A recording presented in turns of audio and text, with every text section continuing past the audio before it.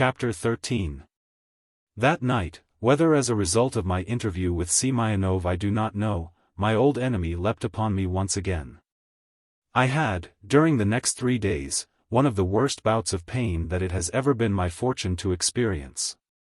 For 24 hours I thought it more than any man could bear, and I hid my head and prayed for death. During the next 24 I slowly rose, with a dim faraway sense of deliverance. On the 3rd day I could hear, in the veiled distance, the growls of my defeated foe. Through it all, behind the wall of pain, my thoughts knocked and thudded, urging me to do something. It was not until the Friday or the Saturday that I could think consecutively. My first thought was driven in on me by the old curmudgeon of a doctor, as his deliberate opinion that it was simply insanity to stay on in those damp rooms when I suffered from my complaint. That I was only asking for what I got, and that he, on his part, had no sympathy for me. I told him that I entirely agreed with him, that I had determined several weeks ago to leave these rooms, and that I thought that I had found some others in a different, more populated part of the town. He grunted his approval, and, forbidding me to go out for at least a week, left me. At least a week. No, I must be out long before that. Now that the pain had left me, weak though I was wildly impatient to return to the Markovitches. Through all these last days' torments I had been conscious of Semyonov, seen his hair and his mouth and his beard and his square solidity in his tired, exhausted eyes, and strangely, at the end of it all, felt the touch of his lips on mine. Oddly, I did not hate Semyonov. I saw quite clearly that I had never hated him, something too impersonal about him, some sense, too, of an outside power driving him. No, I did not hate him, but God. How I feared him not for my own sake, but for the sake of those who had, was this too arrogant, been given as it seemed to me, into my charge. I remembered that Monday was the 30th of April, and that, on that evening, there was to be a big Allied meeting at the Bourse, at which our ambassador, Sir George Buchanan, the Belgian consul, and others, were to speak. I had promised to take Vera to this. Tuesday the 1st of May was to see a great demonstration by all the workmen's and soldiers' committees. It was to correspond with the labor demonstrations arranged to take place on that day all over Europe, and the Russian date had been altered to the new style in order to provide for this. Many people considered that the day would be the cause of much rioting, of definite hostility to the provisional government, of anti-foreign demonstrations, and so on. Others, idealistic Russians, believed that all the soldiers, the world over, would on that day throw down their arms and proclaim a universal peace. I for my part believed that it would mark the ending of the first phase of the revolution and the beginning of the second. And that for Russia at any rate it would mean the changing from a war of nations into a war of class, in other words, that it would mean the rising up of the Russian peasant as a definite positive factor in the world's affairs. But all that political business was only remotely, at that moment, my concern. What I wanted to know was what was happening to Nicholas, to Vera, to Lawrence, and the others. Even whilst I was restlessly wondering what I could do to put myself into touch with them, my old woman entered with a letter which she said had been brought by hand. The letter was from Markovitch. I give this odd document here exactly as I received it. I do not attempt to emphasize or explain or comment in any way. I would only add that no Russian is so mad as he seems to any Englishman, and no Englishman so foolish as he seems to any Russian. I must have received this letter, I think, late on Sunday afternoon, because I was, I remember, up and dressed, and walking about my room. It was written on flimsy grey paper in pencil, which made it difficult to read. There were sentences unfinished, words misspelt, and the whole of it in the worst of Russian handwritings. Certain passages, I am, even now, quite unable to interpret. It ran as follows. Dear Ivan Andreevich, Vera tells me that you are ill again. She has been round to inquire, I think. I did not come because I knew that if I did I should only talk about my own troubles, the same as you've always listened to, and what kind of food is that for a sick man? All the same, that is just what I am doing now, but reading a letter is not like talking to a man, you can always stop and tear the paper when perhaps it would not be polite to ask a man to go.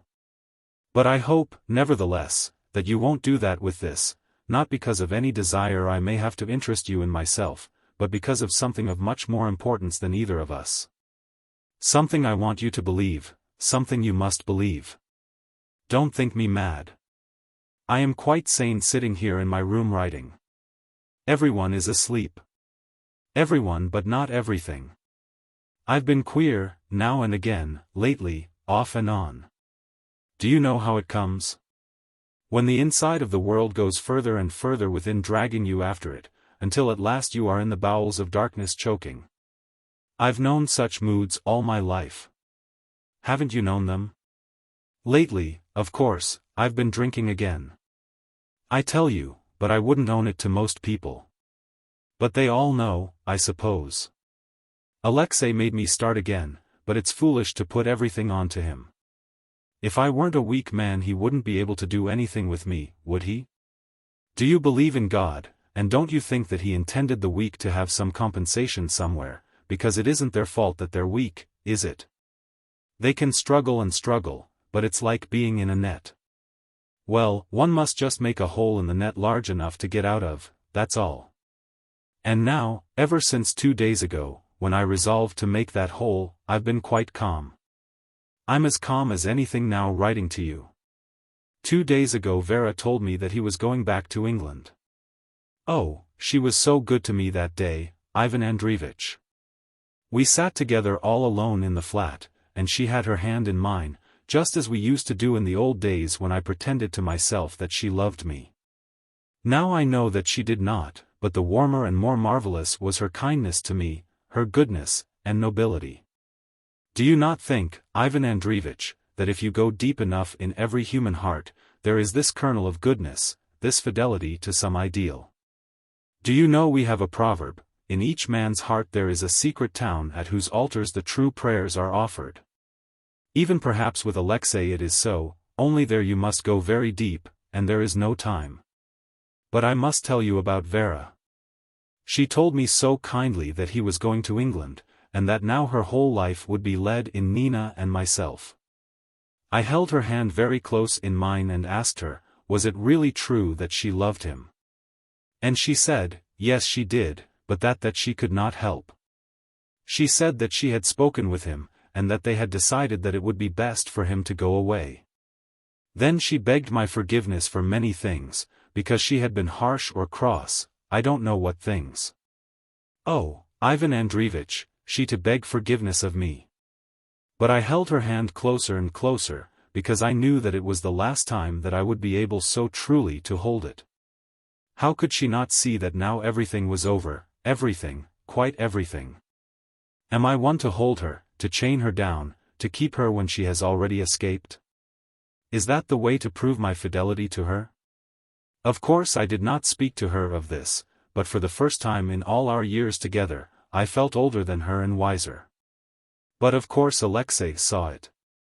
How he heard I do not know, but that same day he came to me and he seemed to be very kind. I don't know what he said, but he explained that Vera would always be unhappy now, always, longing and waiting and hoping. Keep him here in Russia, he whispered to me. She will get tired of him then, they will tire of one another, but if you send him away, oh. He is a devil, Ivan Andreevich, and why has he persecuted me so? What have I ever done to him? Nothing, but for weeks now he has pursued me and destroyed my inventions, and flung Russia in my face and made Nina, dear Nina, laugh at me, and now, when the other things are finished, he shows me that Vera will be unhappy so long as I am alive.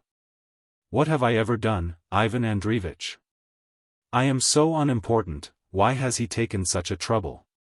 Today I gave him his last chance, or last night, it is 4 a.m. now, and the bells are already ringing for the early Massachusetts. I said to him, will you go away? Leave us all forever? Will you promise never to return? He said in that dreadful quiet sure way of his, no, I will never go away until you make me. Vera hates him. I cannot leave her alone with him, can I? Here there are 3 lines of illegible writing, so I will think again and again of that last time when we sat together and all the good things that she said. What greatness of soul, what goodness, what splendor. And perhaps after all I am a fortunate man to be allowed to be faithful to so fine a grandeur. Many men have poor ambitions, and God bestows his gifts with strange blindness, I often think. But I am tired, and you too will be tired. Perhaps you have not got so far. I must thank you for your friendship to me. I am very grateful for it.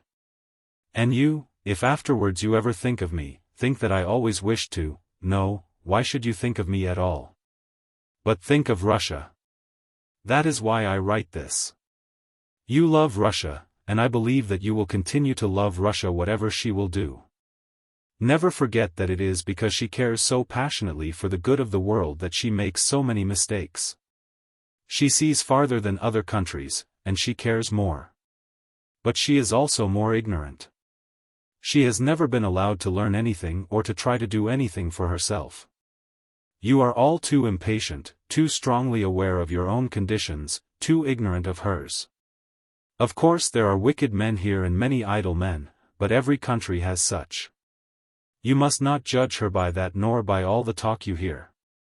We talk like blind men on a dark road. Do you believe that there are no patriots here? Ah! How bitterly I have been disappointed during these last weeks. It has broken my heart, but do not let your heart be broken. You can wait. You are young. Believe in Russian patriotism, believe in Russian future, believe in Russian soul. Try to be patient and understand that she is blindfolded, ignorant, stumbling, but the glory will come. I can see it shining far away. It is not for me, but for you, and for Vera, for Vera. Vera. Here the letter ended, only scrawled very roughly across the paper the letters N.M. Chapter 14. As soon as I had finished reading the letter I went to the telephone and rang up the Markovitch's flat. Bohun spoke to me. I asked him whether Nicholas was there. He said, yes, fast asleep in the armchair. Was Semyonov there? No, he was dining out that night. I asked him to remind Vera that I was expecting to take her to the meeting next day, and rang off. There was nothing more to be done just then. 2 minutes later there was a knock on my door and Vera came in. Why? I cried. I've just been ringing up to tell you that, of course, I was coming on Monday. That is partly what I wanted to know, she said, smiling. And also I thought that you'd fancied we'd all deserted you. No, I answered. I don't expect you round here every time I'm ill. That would be absurd. You'll be glad to know at any rate that I've decided to give up these ridiculous rooms. I deserve all the illness I get so long as I'm here. Yes, that's good, she answered. How you could have stayed so long. She dropped into a chair, closed her eyes and lay back. Oh, Ivan Andreevich, but I'm tired. She looked, lying there, white-faced, her eyelids like grey shadows, utterly exhausted. I waited in silence. After a time she opened her eyes and said, suddenly. We all come and talk to you, don't we? I, Nina, Nicholas, Sherry, she meant Lawrence, even Uncle Alexei. I wonder why we do, because we never take your advice, you know. Perhaps it's because you seem right outside everything. I colored a little at that. Did I hurt you? I'm sorry. No, I don't know that I am. I don't mind now whether I hurt anyone. You know that he's going back to England? I nodded my head. He told you himself? Yes, I said. She lay back in her chair and was silent for a long time. You think I'm a noble woman, don't you? Oh yes, you do. I can see you just thirsting for my nobility. It's what Uncle Alexei always says about you, that you've learnt from Dostoevsky how to be noble, and it's become a habit with you. If you're going to believe, I began angrily. Oh, I hate him. I listen to nothing that he says. All the same, Durdles, this passion for nobility on your part is very irritating. I can see you now making up the most magnificent picture of my nobility. I'm sure if you were ever to write a book about us all, you'd write of me something like this: Vera Mikhailovna had won her victory. She had achieved her destiny. Having surrendered her lover, she was as fine as a Greek statue. Something like that. Oh, I can see you at it. You don't understand, I began. Oh, but I do, she answered. I've watched your attitude to me from the first. You wanted to make poor Nina noble, and then Nicholas, and then, because they wouldn't either of them do, you had to fall back upon me, memories of that marvelous woman at the front. Marie someone or other, have stirred up your romantic soul until it's all whipped cream and jam, mulberry jam, you know, so as to have the proper dark color. Why all this attack on me? I asked. What have I done? You've done nothing, she cried. We all love you, Durdles, because you're such a baby, because you dream such dreams, see nothing as it is. And perhaps after all you're right, your vision is as good as another. But this time you've made me restless. You're never to see me as a noble woman again, Ivan Andreevich. See me as I am, just for 5 minutes. I haven't a drop of noble feeling in my soul. You've just given him up, I said. You've sent him back to England, although you adore him, because your duties with your husband. You're breaking your heart. Yes, I am breaking my heart, she said quietly. I'm a dead woman without him. And it's my weakness, my cowardice, that is sending him away. What would a French woman or an English woman have done? Given up the world for their lover. Given up 1,000 Nicholases, sacrificed 100 Ninas, that's real life. That's real, I tell you. What feeling is there in my soul that counts for a moment beside my feeling for Sherry? I say and I feel and I know that I would die for him, die with him, happily, gladly. Those are no empty words. I who have never been in love before, I am devoured by it now until there is nothing left of me, nothing. And yet I remain. It is our weakness, our national idleness. I haven't the strength to leave Nicholas. I am soft, sentimental, about his unhappiness.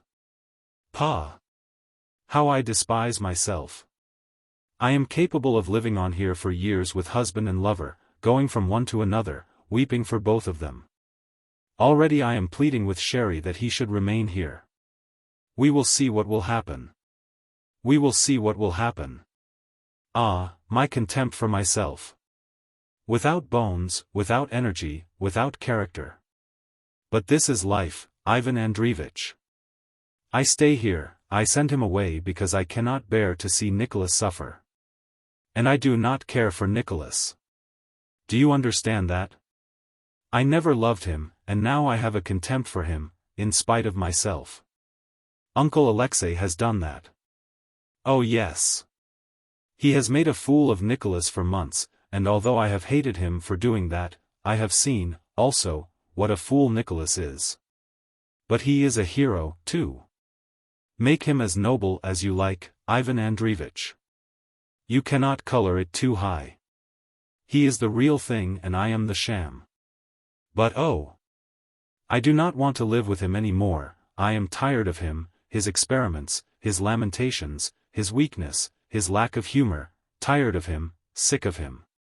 And yet I cannot leave him, because I am soft, soft without bones, like my country, Ivan Andreevich. My lover is strong. Nothing can change his will. He will go, will leave me, until he knows that I am free. Then he will never leave me again. Perhaps I will get tired of his strength one day, it may be, just as now I am tired of Nicholas's weakness. Everything has its end. But no. He has humor, and he sees life as it is. I shall be able always to tell him the truth. With Nicholas it is always lies. She suddenly sprang up and stood before me. Now, do you think me noble? She cried. Yes, I answered. Ah! You are incorrigible. You have drunk Dostoevsky until you can see nothing but God and the muzhik. But I am alive, Ivan Andreevich, not a heroine in a book. Alive, alive, alive. Not one of your Lisas or Annas or Natashas.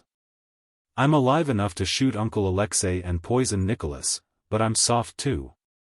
Soft so that I cannot bear to see a rabbit killed, and yet I love Sherry so that I am blind for him and deaf for him and dead for him, when he is not there. My love, the only one of my life, the first and the last. She flung out her arms. Life. Now. Before it is too late. I want it, I want him, I want happiness. She stood thus for a moment, staring out to the sea.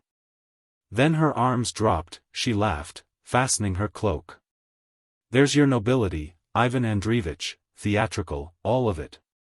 I know what I am, and I know what I shall do.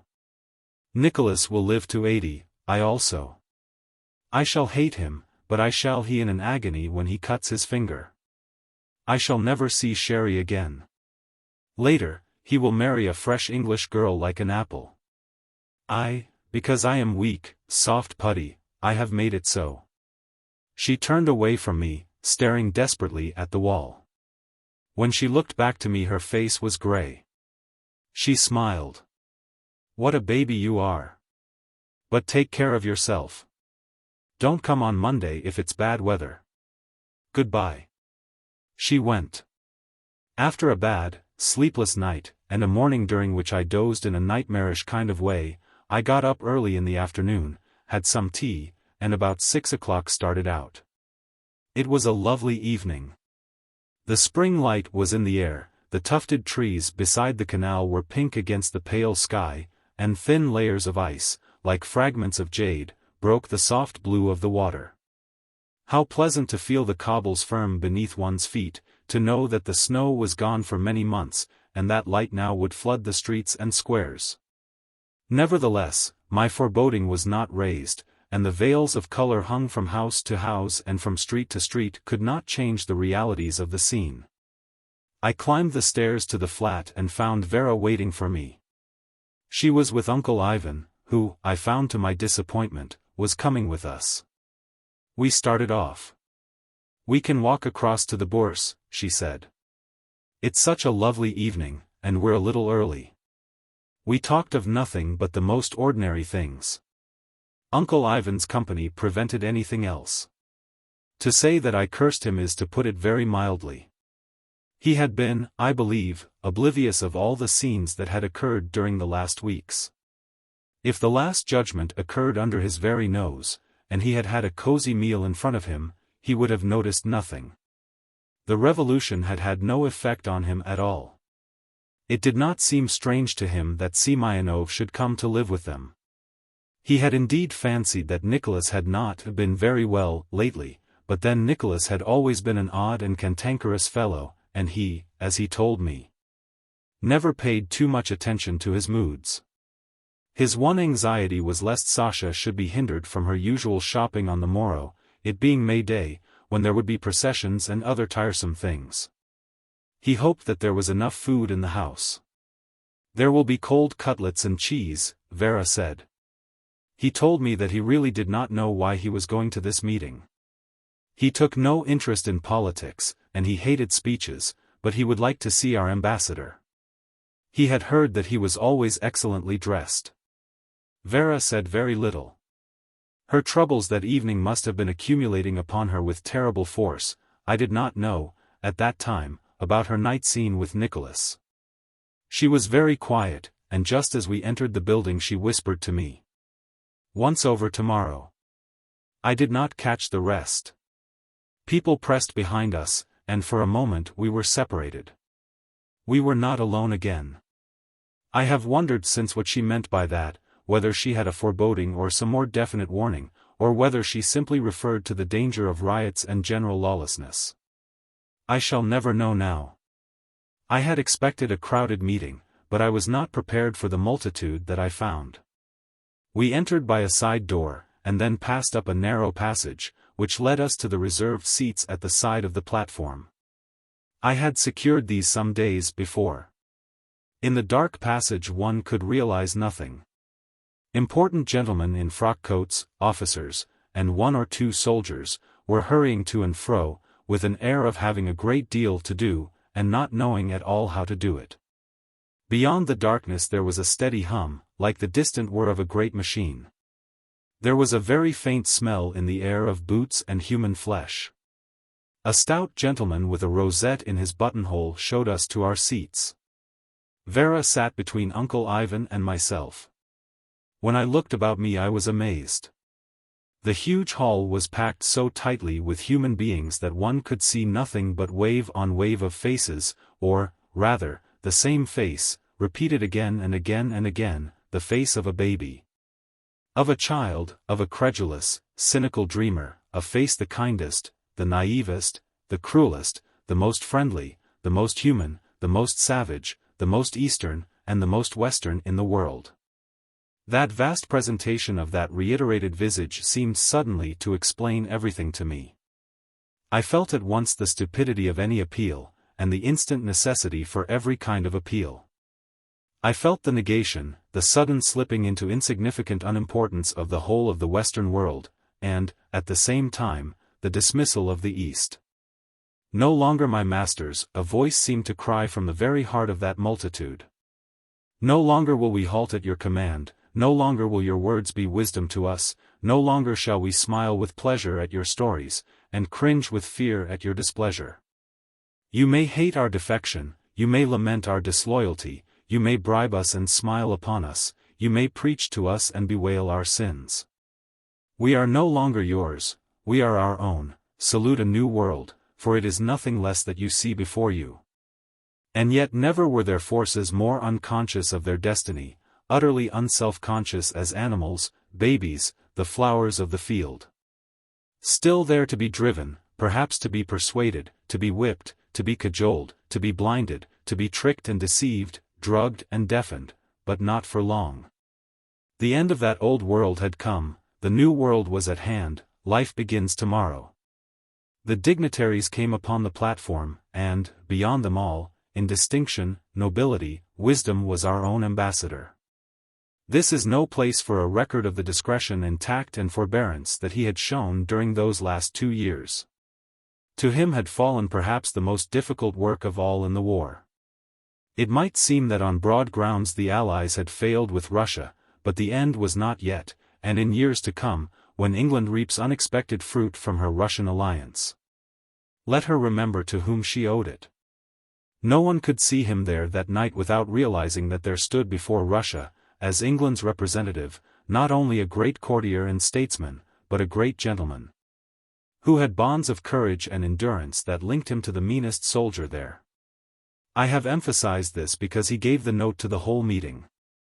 Again and again one's eyes came back to him, and always that high brow, that unflinching carriage of the head, the nobility and breeding of every movement gave one reassurance and courage. One's own troubles seemed small beside that example, and the tangled morality of that vexed time seemed to be tested by a simpler and higher standard. It was altogether a strange affair. At first it lacked interest. Some member of the Italian embassy spoke, I think, and then someone from Serbia. The audience was apathetic. All those bodies, so tightly wedged together that arms and legs were held in an iron vice, stayed motionless, and once and again there would be a short burst of applause or a sibilant whisper. But it would be something mechanical and uninspired. I could see one soldier, in the front row behind the barrier, a stout fellow with a face of supreme good humor, down whose forehead the sweat began to trickle. He was patient for a while, then he tried to raise his hand. He could not move without sending a ripple down the whole front line. Heads were turned indignantly in his direction. He submitted. Then the sweat trickled into his eyes. He made a superhuman effort and half raised his arm. The crowd pushed again and his arm fell. His face wore an expression of ludicrous despair. The hall got hotter and hotter. Soldiers seemed to be still pressing in at the back. The Italian gentleman screamed and waved his arms, but the faces turned up to his were blank and amiably expressionless. "It is indeed terribly hot," said Uncle Ivan. Then came a sailor from the Black Sea Fleet who had made himself famous during these weeks by his impassioned oratory. He was a thin dark-eyed fellow, and he obviously knew his business. He threw himself at once into the thick of it all, paying no attention to the stout frock-coated gentleman who sat on the platform, dealing out no compliments, whether to the audience or the speakers, wasting no time at all. He told them all that they had debts to pay, that their honor was at stake, and that Europe was watching them. I don't know that that face that stared at him cared very greatly for Europe, but it is certain that a breath of emotion passed across it, that there was a stir, a movement, a response. He sat down, there was a roar of applause, he regarded them contemptuously. At that moment I caught sight of Boris Grogoff. I had been on the watch for him. I had thought it very likely that he would be there. Well, there he was, at the back of the crowd, listening with a contemptuous sneer on his face, and a long golden curl poking out from under his cap. And then something else occurred, something really strange. I was conscious, as one sometimes is in a crowd, that I was being stared at by someone deliberately. I looked about me, and then, led by the attraction of the other's gaze, I saw quite close to me, on the edge of the crowd nearest to the platform, the rat. He was dressed rather jauntily in a dark suit with his cup set on one side, and his hair shining and curled. His face glittered with soap, and he was smiling in his usual friendly way. He gazed at me quite steadily. My lips moved very slightly in recognition. He smiled and, I fancy, winked. Then, as though he had actually spoken to me, I seemed to hear him say, "Well, goodbye. I'm never coming to you again. Goodbye, goodbye." It was as definite a farewell as you can have from a man, more definite than you will have from most, as though, further, he said, "I'm gone for good and all. I have other company and more profitable plunder. On the back of our glorious revolution I rise from crime to crime. Goodbye." I was, in sober truth, never to speak to him again. I cannot but regret that on the last occasion when I should have a real opportunity of looking him full in the face, he was to offer me a countenance of friendly good humor and amiable rascality. I shall have, until I die, a feeling of tenderness. I was recalled from my observation of Grogoff and the rat by the sensation that the waters of emotion were rising higher around me. I raised my eyes and saw that the Belgian consul was addressing the meeting. He was a stout little man, with eyeglasses and a face of no importance, but it was quite obvious at once that he was most terribly in earnest. Because he did not know the Russian language, he was under the unhappy necessity of having a translator, a thin and amiable Russian, who suffered from short sight and a nervous stammer. He could not therefore have spoken under heavier disadvantages, and my heart ached for him. It need not have done so. He started in a low voice, and they shouted to him to speak up. At the end of his first paragraph the amiable Russian began his translation, sticking his nose into the paper, losing the place and stuttering over his sentences. There was a restless movement in the hall, and the poor Belgian consul seemed lost. He was made, however, of no mean stuff. Before the Russian had finished his translation the little man had begun again. This time he had stepped forward, waving his glasses and his head in his hand, bending forward and backward, his voice rising and rising. At the end of his next paragraph he paused and, because the Russian was slow and stammering once again, went forward on his own account. Soon he forgot himself, his audience, his translator, everything except his own dear Belgium. His voice rose and rose. He pleaded with a marvelous rhythm of eloquence her history, her fate, her shameful devastation. He appealed on behalf of her murdered children, her ravished women, her slaughtered men. He appealed on behalf of her arts, her cathedrals, and libraries ruined, her towns plundered. He told a story, very quietly, of an old grandfather and grandmother murdered and their daughter ravished before the eyes of her tiny children. Here he himself began to shed tears. He tried to brush them back. He paused and wiped his eyes. Finally, breaking down altogether, he turned away and hid his face. I do not suppose that there were more than a dozen persons in that hall who understood anything of the language in which he spoke. Certainly it was the merest gibberish to that whole army of listening men. Nevertheless, with every word that he uttered the emotion grew tenser. Cries, little sharp cries like the bark of a puppy, broke out here and there. Verno! Verno! Verno! 7 movements, like the swift finger of the wind on the sea, hovered, wavered, and vanished. He turned back to them, his voice broken with sobs, and he could only cry the one word Belgia. Belgia! Belgia! To that they responded. They began to shout, to cry aloud. The screams of Verno! Verno rose until it seemed that the roof would rise with them. The air was filled with shouts, bravo for the Allies. Soyuzniki! Soyuzniki! Men raised their caps and waved them, smiled upon one another as though they had suddenly heard wonderful news. Shouted and shouted and shouted, and in the midst of it all the little rotund Belgian consul stood bowing and wiping his eyes. How pleased we all were! I whispered to Vera, you see. They do care. Their hearts are touched. We can do anything with them now.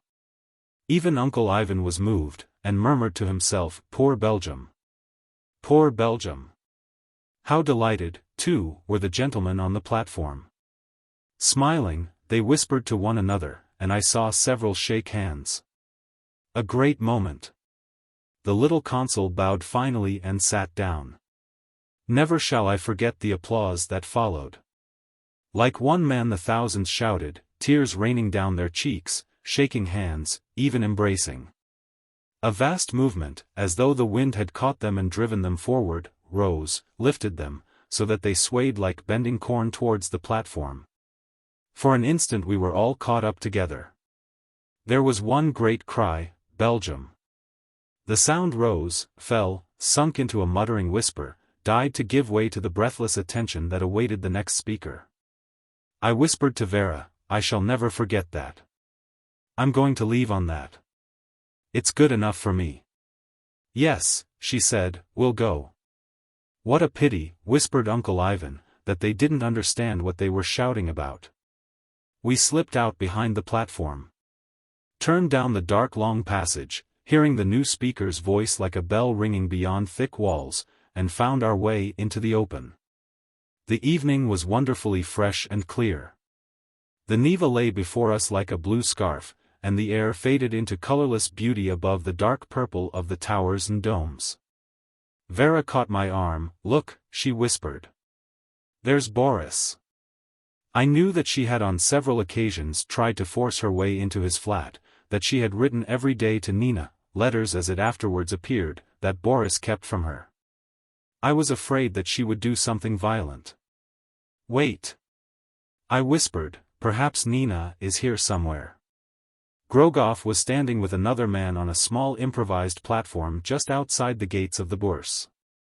As the soldiers came out, many of them were leaving now on the full tide of their recent emotions.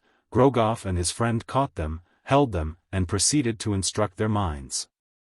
I caught some of Grogoff's sentences, Tovarishchi. I heard him cry, comrades. Listen to me. Don't allow your feelings to carry you away. You have serious responsibilities now, and the thing for you to do is not to permit sentiment to make you foolish. Who brought you into this war? Your leaders? No, your old masters. They bled you and robbed you and slaughtered you to fill their own pockets. Who is ruling the world now? The people to whom the world truly belongs? No, the capitalists, the money grubbers, the old thieves like Nicholas who is now under lock and key. Capitalists. England, France. Thieves, robbers. Belgium? What is Belgium to you? Did you swear to protect her people? Does England, who pretends such loving care for Belgium, does she look after Ireland? What about her persecution of South Africa? Belgium? Have you heard what she did in the Congo? As the men came, talking, smiling, wiping their eyes, they were caught by Grogov's voice. They stood there and listened. Soon they began to nod their heads. I heard them muttering that good old word Verno. Verno, again. The crowd grew. The men began to shout their approval. It's true, I heard a sodder near me mutter. The English are thieves, and another Belgium? After all, I could not understand a word of what that little fat man said. I heard no more, but I did not wonder now at the floods that were rising and rising, soon to engulf the whole of this great country. The end of this stage of our story was approaching for all of us. We three had stood back, a little in the shadow, gazing about to see whether we could hail a cab. As we waited, I took my last look at Grogov, his stout figure against the purple sky, the masts of the ships, the pale tumbling river, the black line of the farther shore. He stood, his arms waving, his mouth open, the personification of the disease from which Russia was suffering. A cab arrived. I turned, said as it were, my farewell to Grogov and everything for which he stood, and went. We drove home almost in silence. Vera, staring in front of her, her face proud and reserved, building up a wall of her own thoughts. "Come in for a moment, won't you?" she asked me, rather reluctantly I thought. But I accepted, climbed the stairs and followed Uncle Ivan's stubby and self-satisfied progress into the flat. I heard Vera cry. I hurried after her and found, standing close together, in the middle of the room, Henry Bohun and Nina. With a little sob of joy and shame too, Nina was locked in Vera's arms. Chapter 15. This is obviously the place for the story, based, of course, on the very modest and slender account given me by the hero of it, of young Bohun's nightly adventure. In its inception the whole affair is still mysterious to me. Looking back from this distance of time, I see that he was engaged on one nightly adventure after another, first Vera, then Markovitch, lastly Nina. The first I caught at the very beginning, the second I may be said to have inspired, but to the third I was completely blind. I was blind, I suppose, because, in the first place, Nina had, from the beginning, laughed at Bohun, and in the second, she had been entirely occupied with Lawrence. Bohun's knight-errantry came upon her with, I am sure, as great a shock of surprise as it did upon me. And yet, when you come to think of it, it was the most natural thing. They were the only two of our party who had any claim to real youth. And they were still so young that they could believe in one ideal after another as quick as you can catch goldfish in a bowl of water. Bohun would, of course, have indignantly denied that he was out to help anybody, but that, nevertheless, was the direction in which his character led him. And once Russia had stripped from him that thin coat of self-satisfaction, he had nothing to do but mount his white charger and enter the tournament. I've no idea when he first thought of Nina. He did not, of course, like her at the beginning, and I doubt whether she caused him any real concern, too, until her flight to Grogov. That shocked him terribly. He confessed as much to me. She had always been so happy and easy about life. Nothing was serious to her. I remember once telling her she ought to take the war more deeply. I was a bit of a prig about it, I suppose. At any rate she thought me one. And then to go off to a fellow like Grogov.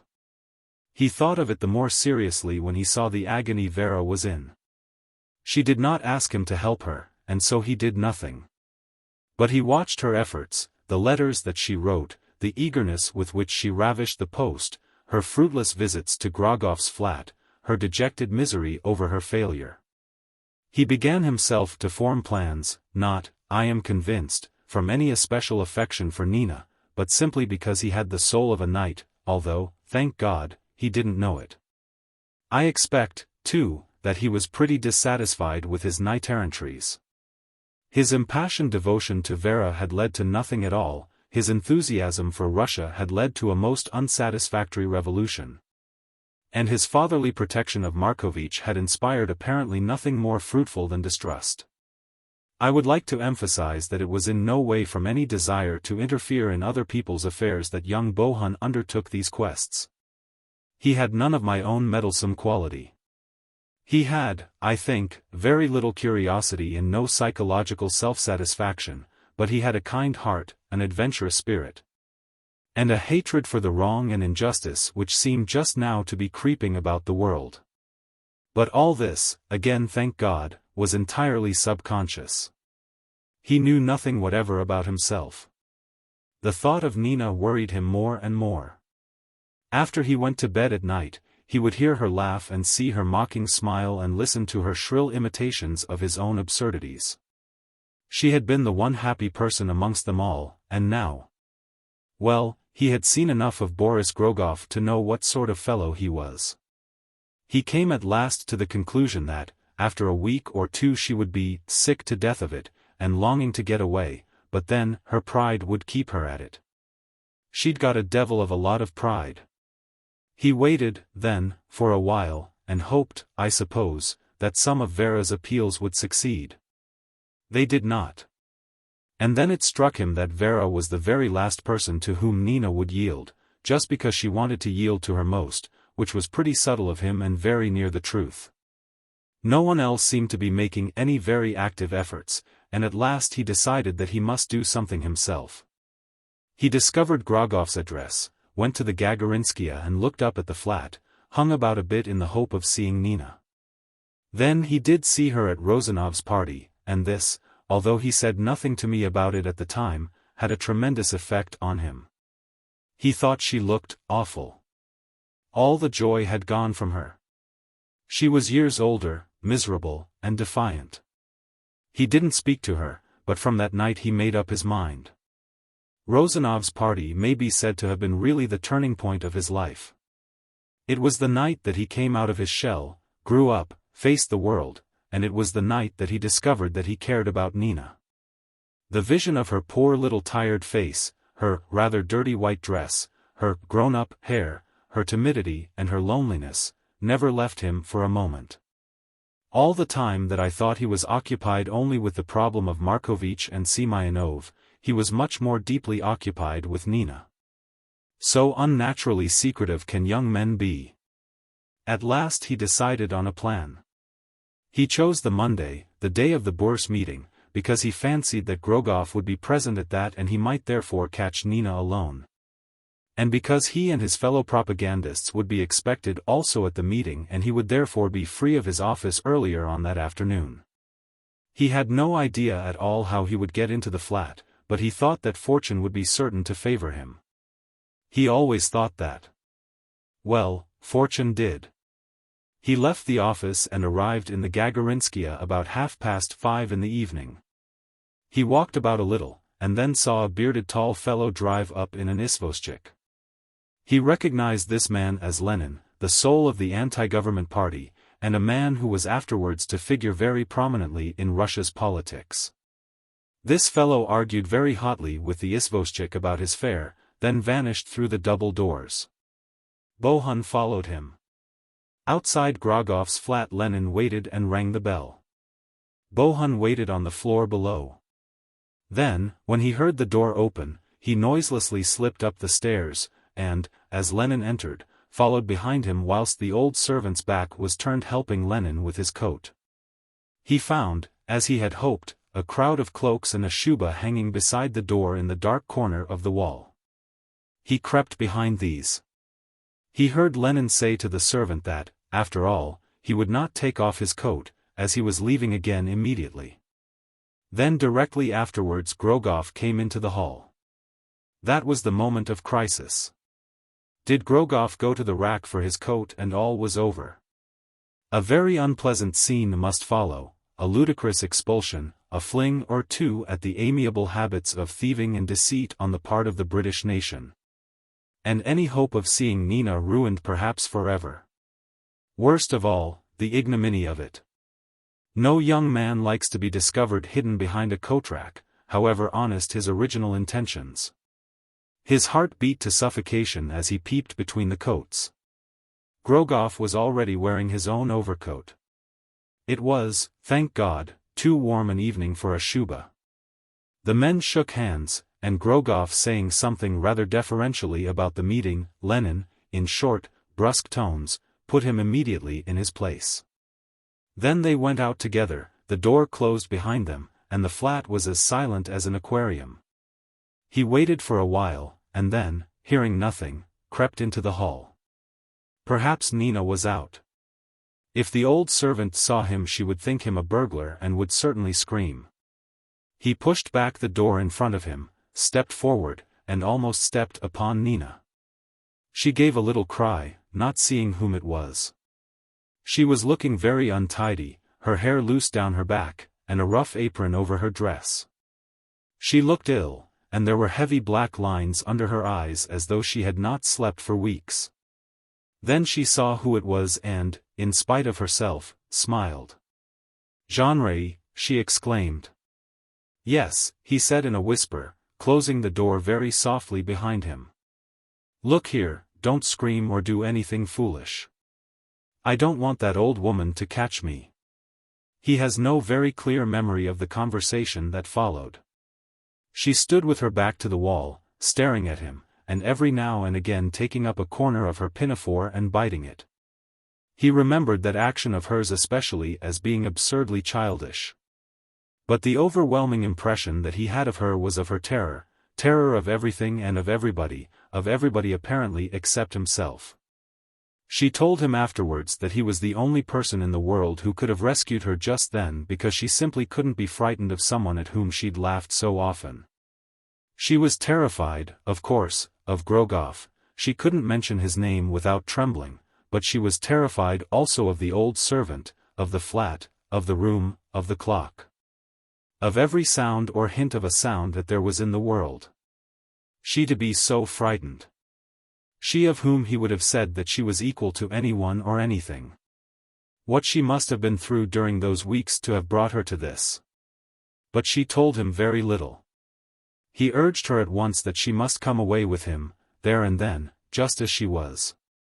She simply shook her head at that. "No. No. No," she kept repeating. "You don't understand." "I do understand," he answered, always whispering, and with one ear on the door lest the old woman should hear and come in. "We've got very little time," he said. "Grogov will never let you go if he's here. I know why you don't come back, you think we'll all look down on you for having gone. But that's nonsense. We are all simply miserable without you." But she simply continued to repeat, "No. No." Then, as he urged her still further, she begged him to go away. She said that he simply didn't know what Grogov would do if he returned and found him, and although he'd gone to a meeting he might return at any moment. Then, as though to urge upon him Grogov's ferocity, in little hoarse whispers she let him see some of the things that during these weeks she'd endured. He'd beaten her, thrown things at her, kept her awake hour after hour at night making her sing to him, and, of course, worse things, things far, far worse that she would never tell to anybody. Not even to Vera. Poor Nina, she had indeed been punished for her innocent impetuosities. She was broken in body and soul, she had faced reality at last and been beaten by it. She suddenly turned away from him, buried her head in her arm, as a tiny child does, and cried. It was then that he discovered he loved her. He went to her, put his arm round her, kissed her, stroked her hair, whispering little consoling things to her.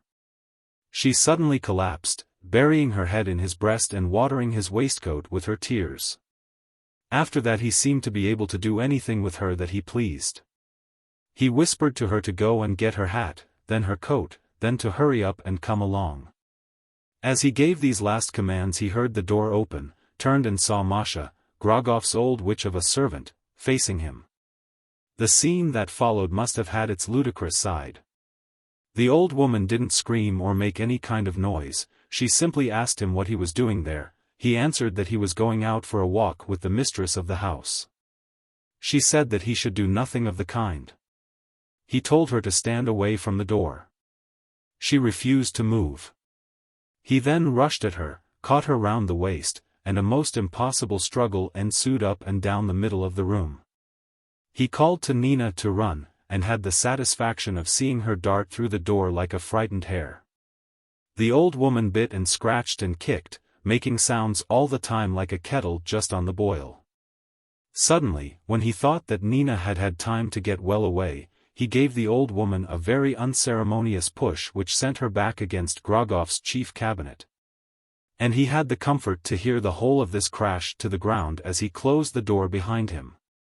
Out in the street he found Nina, and soon afterwards an izvozchik. She crouched up close against him, staring in front of her, saying nothing, shivering and shivering.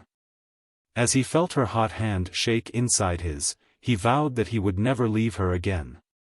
I don't believe that he ever will. So he took her home, and his knight-errantry was justified at last. Chapter 16. These events had for a moment distracted my mind, but as soon as I was alone I felt the ever-increasing burden of my duty towards Markovitch. The sensation was absolutely dreamlike in its insistence on the one hand that I should take some kind of action, and its preventing me, on the other, from taking any action at all. I felt the strange inertia of the spectator in the nightmare, who sees the house tumbling about his head and cannot move. Besides, what action could I take?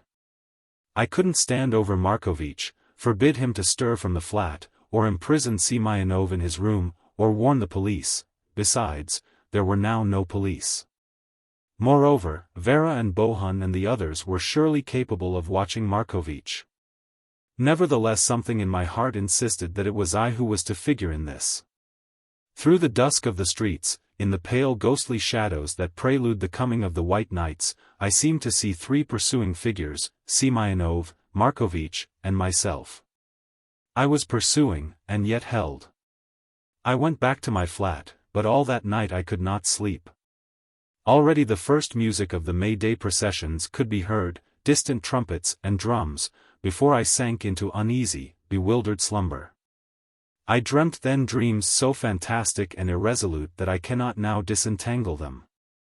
I remember that I was standing beside the banks of the Neva.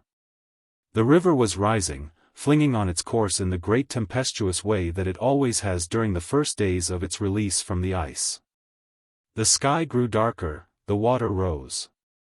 I sought refuge in the top gallery of a church with light green domes, and from here I watched the flood, first as it covered the quays, tumbling in cascades of glittering water over the high parapet, trickling in little lines and pools, then rising into sheeted levels, then billowing in waves against the walls of the house, flooding the doors and the windows, until so far as the eye could reach there were only high towers remaining above its grasp. I do not know what happened to my security, and saw at length the waters stretch from sky to sky, one dark, tossing ocean. The sun rose, a dead yellow. Slowly the waters sank again, islands appeared, stretches of mud and waste.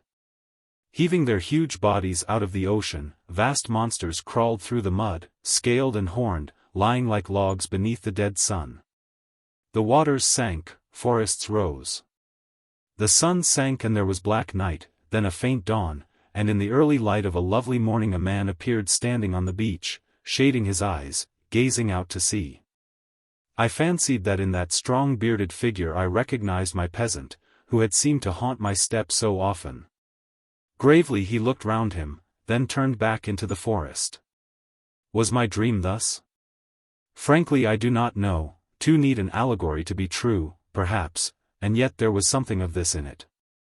I know that I saw Boris, and the rat, and Vera, and Semyonov, and Markovitch, appearing, vanishing, reappearing.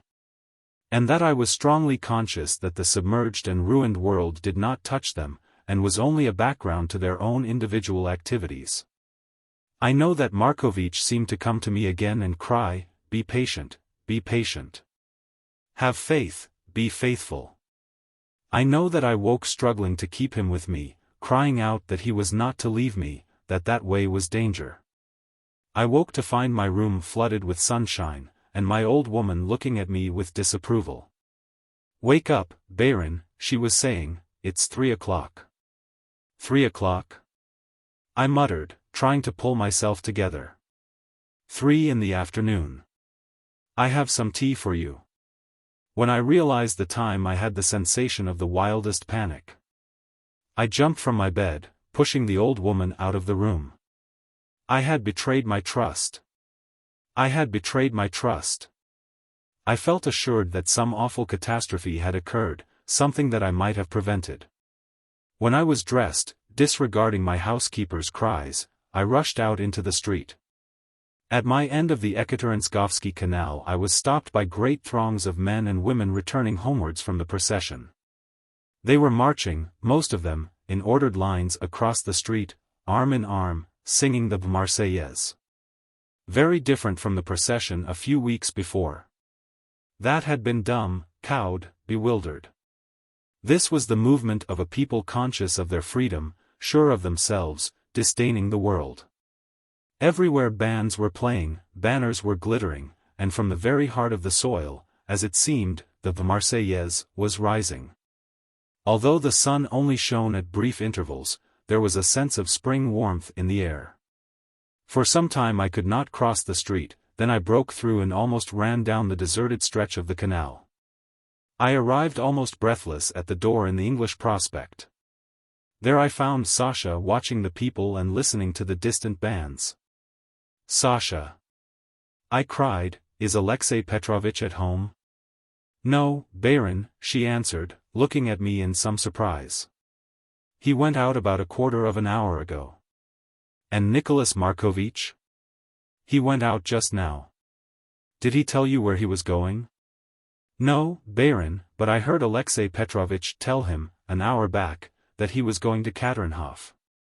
I did not listen to more. I turned and went. Katerinhof was a park, 10 minutes distant from my island. It was so called because there was there the wooden palace of Catherine the Great. She had once made it her place of summer residence, but it was now given over to the people and was, during the spring and summer, used by them as a kind of fair and pleasure garden. The place had always been to me romantic and melancholy, with the old faded wooden palace, the deserted ponds, and the desolate trees. I had never been there in the summer. I don't know with what idea I hurried there. I can only say that I had no choice but to go, and that I went as though I were still continuing my dream of the morning. Great numbers of people were hurrying there also. The road was thronged, and many of them sang as they went. Looking back now it has entirely a dreamlike color. I stepped from the road under the trees, and was at once in a world of incredible fantasy. So far as the eye could see there were peasants, the air was filled with an indescribable din. As I stepped deeper into the shelter of the leafless trees the color seemed, like fluttering banners, to mingle and spread and sway before my eyes. Near to me were the tub-thumpers now so common to us all in Petrograd, men of the Grogov kind stamping and shouting on their platforms, surrounded by open-mouthed soldiers and peasants. Here, too, were the quacks such as you might see at any fair in Europe, quack dentists, quack medicine men, men with ointments for healing sores, men with pills, and little bottles of bright liquid. And tricks for ruptures and broken legs and arms. A little way beyond them were the pedlars. Here were the wildest men in the world. Tartars and Letson Indians, Asiatics with long yellow faces, and strange fellows from northern Russia. They had everything to sell, bright beads and looking-glasses and little lacquered trays, colored boxes, red and green and yellow, lace and silk and cloths of every color. Purple and crimson and gold. From all these men there rose a deafening gabble. I pressed farther, although the crowd now around me was immense, and so I reached the heart of the fair. Here were enormous merry-go-rounds, and I had never seen such glittering things. They were from China, Japan, where you will.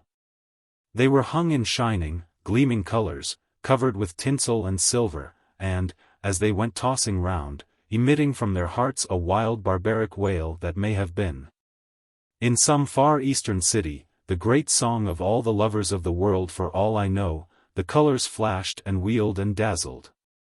And the light glittered from stem to stem of the brown silent trees. Here was the very soul of the East. Near me a Chinaman, squatting on his haunches, was showing before a gaping crowd the exploits of his trained mice, who walked up and down little crimson ladders, poked their trembling noses through holes of purple silk, and ran shivering down precipices of golden embroidery. Near to him 2 Japanese were catching swords in their mouths, and beyond them again a great number of Chinese were tumbling and wrestling. And near to them again some Japanese children did little tricks, catching colored balls in wooden cups and turning somersaults. Around all these a vast mass of peasants pushed and struggled. Like children they watched and smiled and laughed, and always, like the flood of the dream, their numbers seemed to increase and increase. The noise was deafening. But always above the merry-go-rounds and the cheapjacks and the shrill screams of the Japanese and the cries of the pedlars I heard the chant of the Marseillaise, carried on high through the brown leafless park. I was bewildered and dazzled by the noise and the light. I turned desperately, pushing with my hands as one does in a dream. Then I saw Markovitch and Semyonov. I had no doubt at all that the moment had at last arrived. It was as though I had seen it all somewhere before. Semyonov was standing a little apart leaning against a tree, watching with his sarcastic smile the movements of the crowd. Markovitch was a little way off. I could see his eyes fixed absolutely on Semyonov. He did not move nor notice the people who jostled him. Semyonov made a movement with his hand as though he had suddenly come to some decision.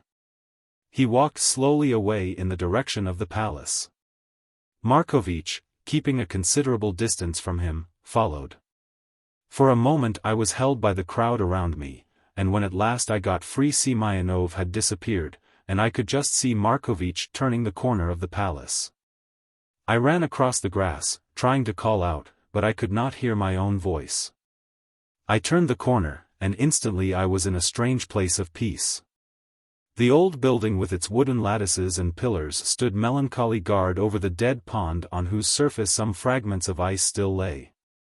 There was no sun, only a heavy, oppressive air. All the noise was muffled as though a heavy door had swung to. They were standing quite close to me. Semyonov had turned and faced us both. I saw him smile, and his lips moved. A moment later I saw Markovitch fling his hand forward, and in the air the light on the revolver twinkled.